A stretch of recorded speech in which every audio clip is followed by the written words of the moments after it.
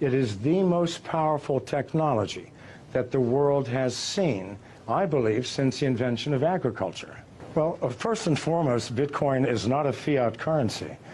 It costs over $1,000 to create a Bitcoin today in electricity and computing costs. Second, the value of Bitcoin is linked to the number of users and the number of transactions. It is not a speculative investment, even though it is being used as such by many people. As the Bitcoin network grows, the value of Bitcoin grows. As people move into Bitcoin for payments and receipts, they stop using US dollars, euros, Chinese yuan, which in the long term devalues these currencies. So what you're seeing is more of a currency devaluation than a bubble in Bitcoin. As more people use it, it has more intrinsic value. And again, the cost of producing a Bitcoin increases with the value of the Bitcoin. So this is not something that we're pulling out of thin air. This is something that's created with massive amounts of electricity and computing power. These temporary fluctuations are meaningless, created by speculators, people who do not understand the fundamental technology of the blockchain. Those who do know that in the long term, these fluctuations will make no difference.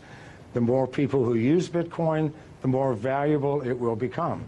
This is the only metric we can use. Now, Bitcoin and blockchain go hand in hand, but blockchain's ability to track financial transactions in a way that is incorruptible, it gives it infinite amount of uses outside of the original purpose of using it for Bitcoin.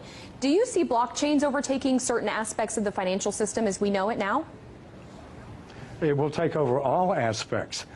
People think that Bitcoin or the blockchain is owned by someone, by a company or by a consortium. No, this is strictly a mathematical formula that nobody owns, that we are all participating in.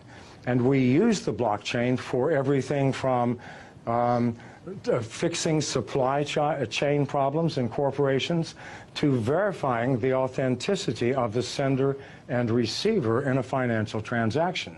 It is the most powerful technology that the world has seen, I believe, since the invention of agriculture.